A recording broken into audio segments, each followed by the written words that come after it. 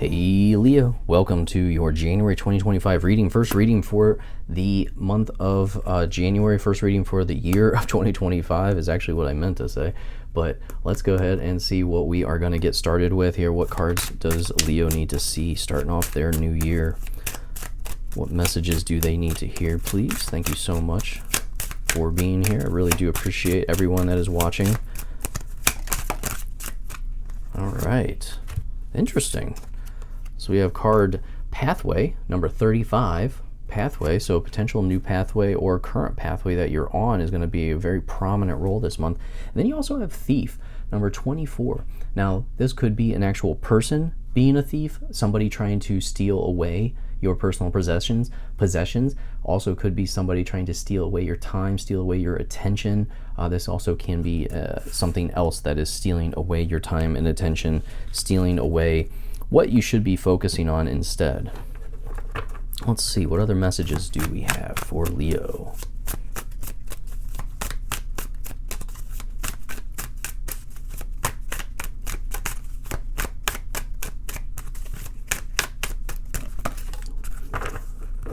Interesting. You have Helping Hand, need others to assist with services, increase productivity. No one can handle it all. Good message. And Wisdom, insight into the nature of physical objects gives you foresight. Use your best judgment. Man, that is a beautiful card right there. That owl, wow. Very powerful energy. All right, let's see. What cards do we have? What information do we need to see? What messages do we need to hear? Starting off with that Eight of Cups energy. Must be a fire sign thing because Aries as well started with that. Coming in with that Page of Swords.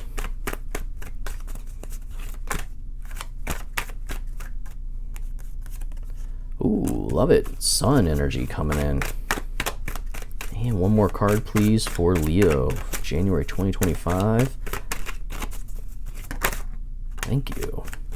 Knight of Pentacles. Fantastic cards here. Very positive signs. Bottom of the deck, you have the Knight of Wands. You're ready to go, Leo. You are ready to jump into 2025. This is high energy, high initiative, ready for adventures.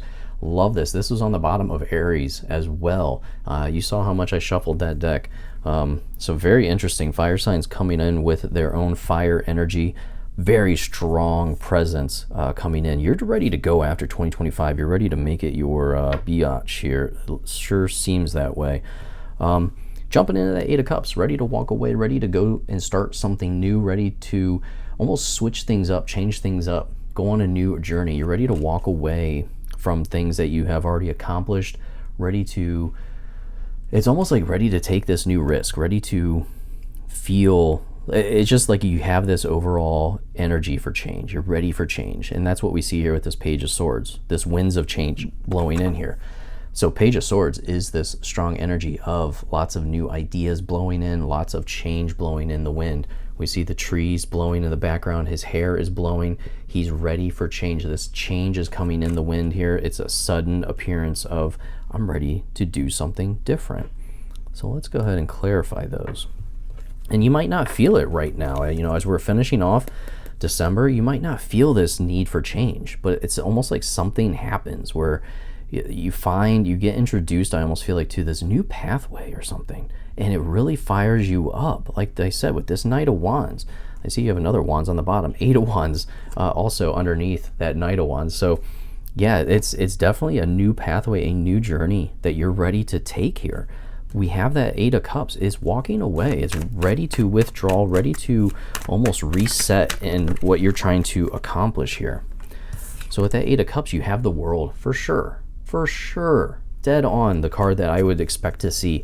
Either I expected to see the World or the Fool come out with that Eight of Cups. The World is a completion of a cycle within your life. This is the last card in the Major Arcana, which means we start all over with the Fool, the beginning of the minor or the Major Arcana here. Okay, so the World, it is this completion. You're ready. It's almost like you're bored. We see the Moon's face here. It's just kind of like, So overall energy of just maybe feeling bored with the current path that you're on, feeling bored with how things are unfolding. and you're just like, you know what, I'm ready to take control. I'm ready to bring in this new energy and really just start jumping into things. So when I see the world, I consider this the card of ready for new challenges. You're ready to kind of test yourself again. And it's almost like you haven't been testing yourself. You haven't been pushing yourself to the edge anymore. And I don't know, maybe you're your own thief. You're your only person stopping yourself from doing these things. You haven't been taking risk lately, but it's almost like you're in a position to start doing that. With the Page of Swords, you have the Emperor. Wow, powerful card. Emperor's all about playing chess. You see that. He's making moves. He's ready to make moves to proceed forward. Now, the Emperor energy is all about having discipline and making strategic plans to move forward. So it was a very similar reading to Aries, because Aries was all about change as well, but also making sure you plan it out. They finished with a high energy of making sure your plan is solid. Analyze your plans for any weaknesses. So this Emperor card also can symbolize Aries. So maybe if you have an Aries in your life, maybe that's your partner. There could be a lot changing within where you guys decide to take your life here, a new pathway potentially. So very interesting how these are kind of coinciding here, these two readings. Like I said, you might have this Aries that's very close to you, or you might be crossing paths with an Aries as well. They might be a big proponent, almost like a teammate in this situation, for where you guys actually work together to switch things up with each other. So you jump into the Sun. Huge card. Time to shine, all about positive results, all about abundance. So this change really brings you into just this happy, joyful time within your life, where the success is almost like apparent right away for you. I get this overall feeling of, as soon as you make these changes, you see the positive results. And look at that, you have the Two of Cups, and that really goes back to that relationship that I was kind of mentioning, where I feel like there's somebody that they might just have Aries within their chart. They don't have to be, a sun sign Aries. They might just have it in their chart. But I do feel like there is this partnership here between the two of you, where you're really going to be taking each other into this new positive direction, bringing in a lot of energy together. Both of you having that Knight of Wands on the bottom of your deck. There's a ton of new adventure coming in. Leo, I really feel like this is a powerful message here. Because this Two of Cups is very beneficial for both parties. So that's where I'm saying the Sun is going to apply to both of you. Wow. I keep saying it. This is a very strong message that's coming in for this, because to have that Sun with that Two of Cups, it just shows that there is this partnership where there is so much positivity and so much abundance that's created when you two join forces. Like, holy crap, this is a lot of energy that goes in the right direction for both of you. So very, very positive sign there. We end with the Knight of Pentacles, and that Knight of Pentacles is saying, okay, what is my next mission? Where am I going next? What am I going to conquer next? And that goes back to the Eight of Cups, this rest, recharge, this get away from everything that's been slowing you down, holding you back. And now it's, okay, what do I do now? What do I plan out next with this Emperor? Planning your next conquest, planning your next mission. How do I put my resources to work for me here? So overall, I do get this feeling like you are kind of sitting down almost like this Emperor energy, and you're saying, all right, I'm ready to conquer my life. I'm ready to take things over now. Where should I start? And it's almost like planning out step by step by step, very rigid steps, I feel like, in order to make this dream happen here.